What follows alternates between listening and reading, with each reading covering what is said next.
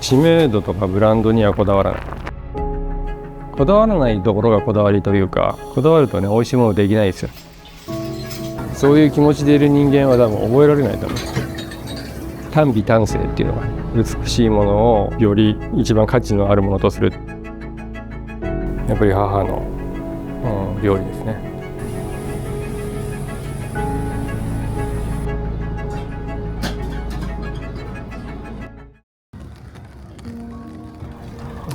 下村国和と言います。店舗名は単美下村と言います。15年だから、私が今55なんで、私が40歳の時に起業して独立しましたね。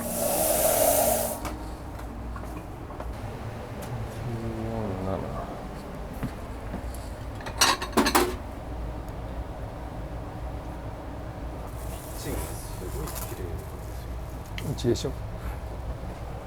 大体言われるんですけど、大体普通汚いですよね。ドロドロでしょみんな。それはね、俺の中ではありえない。大体汚いところで綺麗なもの作れないですよね。掃除はめちゃめちゃやるよな。掃除ははい。もう暇あったら拭いてますの。ゆうとも最初来た時な、言ってたもんな。はい、淡路島から来てるんですよ。はい、で、僕の YouTube を見てで来たんですけど、調理場すげえ綺麗やなって言ってたもんな。いやそ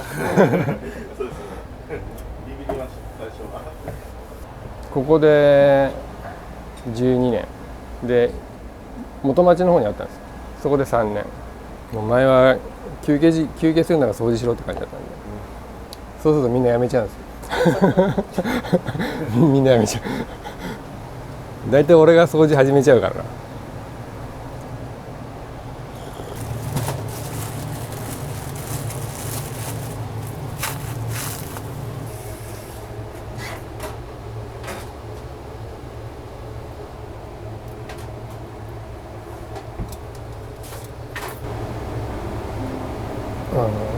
これは昔からなんですけど、知名度とかブランドにはこだわらない。例えば食材にしたら京野菜を使ったりとか、高いねお魚を使ったりとか、そういうのにはこだわらない。例えば鮮度の落ちる高級魚を使うよりも鮮度のいい大衆魚を使う。そっちの方が絶対美味しいんですよ。あとは献立がないんですよ、うち。っ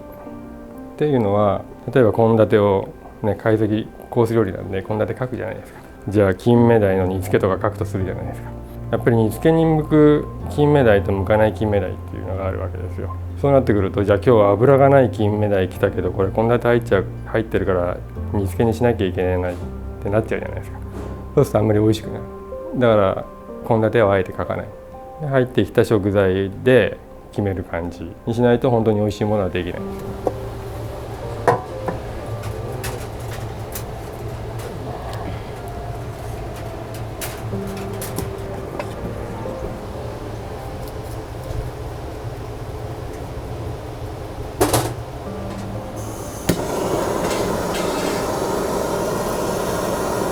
これサワラを昆布締めにしたものです。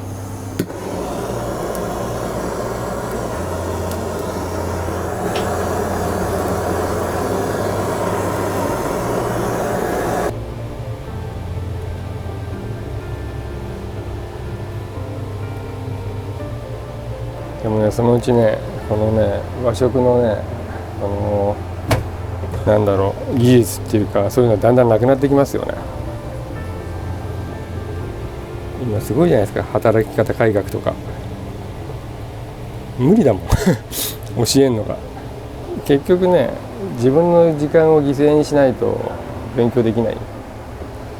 時間内で教えろっていうのは無理だし、そういう気持ちでいる人間は多分覚えられないと思う。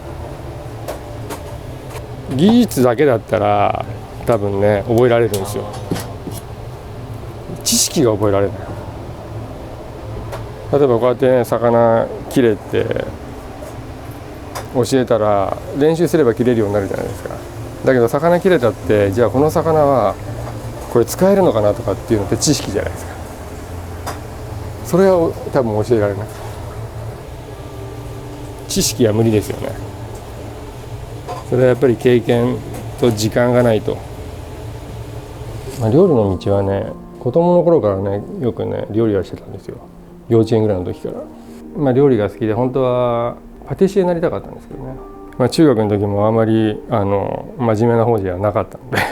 その中でもね料理作るのが好きで、調理師学校行かせてもらって、で調理師学校高いじゃないですか。でそれでも無理って行かせてもらって、で調理師学校行くとね結構調理師学校行っても調理の道に進む人間って少ないんですよ。だけど私はそれやっぱ無駄にしたくないんで、お金を出してもらったから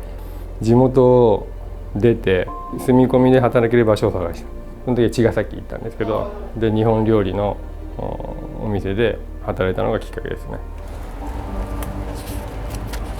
もう今で考えられないような世界なんで、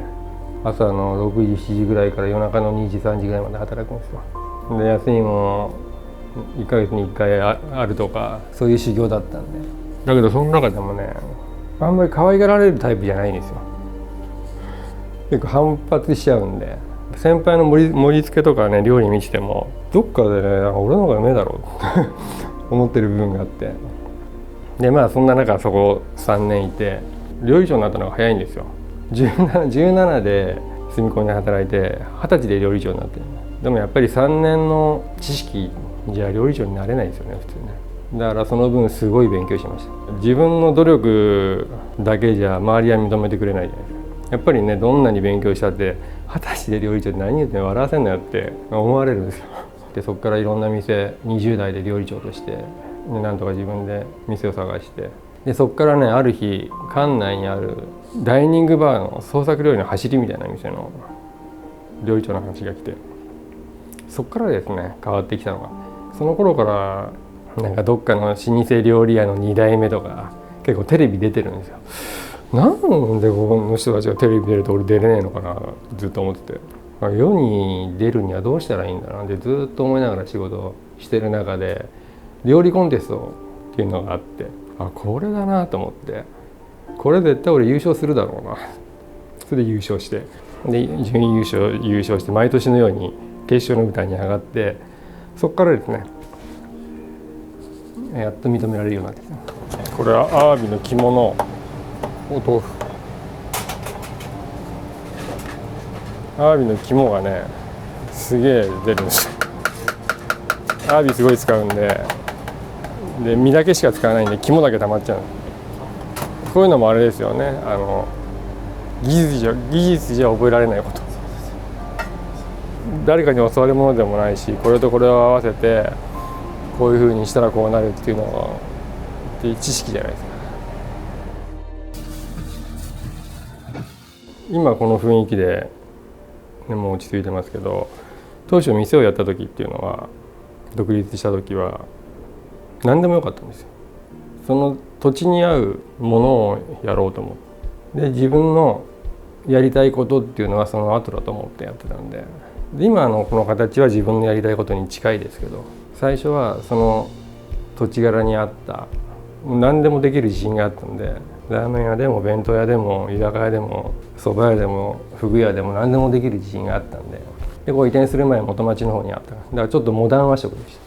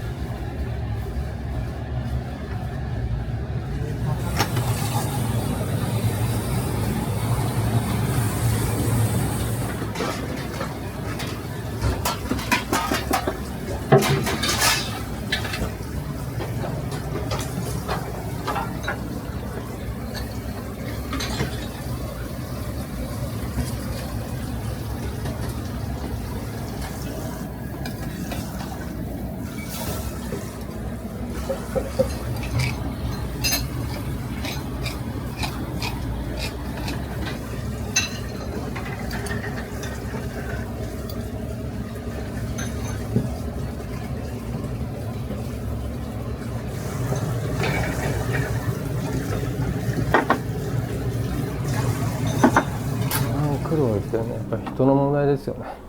実際さっき淡路島から来たって言ったじゃないですか。その前は1年ぐらい一人でやったんですよ。でその前はずっといたんですけど、やっぱりね、みんな3年4年いるんですけど、人って一生ものじゃない、当たり前のことなんですけど、教えても教えてもやめていく。でいいやめ方をする人間もいればね、そうじゃない人もいるし、私の性格上やめないように仕事させようっていうことができない。そんなの仕事じゃないし、教えることも教えられないし、いい子いい子っていうのはできないんですよ。彼が入ってくる前のその1年間はもう別に一人でいいやと。でたまたま彼がね、私の YouTube を見て来たいっていうメールが来て、で話をしたんですよ。うちはこういう店で入れるつもりもない、今はその昔のやり方が通用する世の中でもないから、それでやりたいのがよく考えて、一回ちゃんと田舎に帰ってそれで考えてもう一回来なさいと。そしたらそれでもやりたいって。で彼はね、有馬温泉の旅館に13年ぐらいいたんですよね。でいつから来たいんだって言ったら、すぐにでも来たいって言うけど、いやそれはダメだ。13年もいたお店に対して義理を書くようなやめ方をする人間はうちには入れられないから、ちゃんと筋を通して話をして何ヶ月間か余裕を持って、それからじゃないと入れないよって言って、最初面接に来てから1年後ぐらいじゃないですか、来たけじめをつけないと無理ですよね、人として。私が昔よく独立する前に使ってた言葉で、短美短性っていうのが、短美っていうのは美しいものをより一番価値のあるものとするっていうような、その短美を取って短美下村にしたんですけど、そのいろんな意味で美しいものを価値のある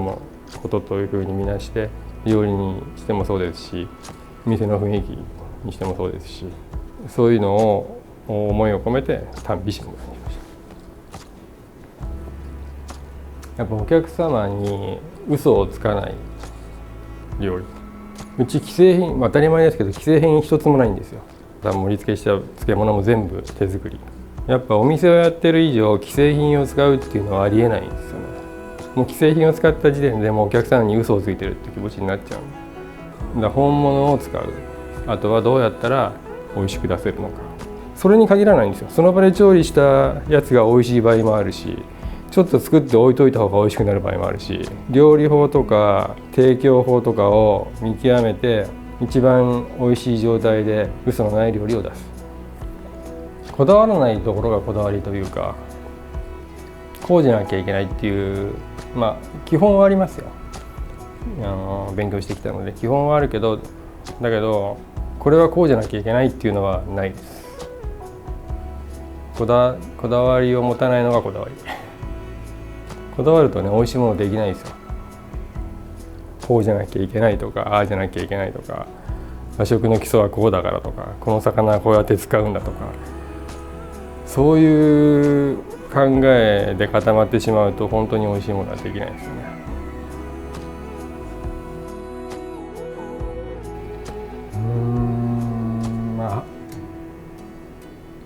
母の料理ですかね。母の料理から今がある。決してね、その裕福な感じの家じゃなかったんで、家で作っていた料理が、例えば野菜炒めとかチャーハンとかあるじゃないですか。野菜炒めとかもね、あんまりね具材が入ってないんですよ。キャベツ炒めだけとかチャーハンとかもね、お米炒めだらけとか私の中ではそれが野菜炒めとチャーハンって思ってた。だけど美味しいんですよ。そういうところかな。美味しいものは美味しいと。私のレシピをやっぱ世に残したいっていうものがあって、でさっき言ったように若い子にもどんどん教えるんですけど、やっぱりみんなやめていくじゃないですか。なのでYouTube もやってるんですけど、 YouTube でレシピを全公開して、どっかで誰かが作ってくれればいいかなと思いますね。現に結構ね、今ちょっと時代が違うのかな、プロの人がね結構食べに来てくれて、 YouTube で見てますとか勉強させてもらってますって普通に言ってくるんですよね。だから嬉しいですよね。もうどんどんパクってください、もうどんどんもう自分のものにしてくださいっていうスタンスで自分の料理は残していきたいですね。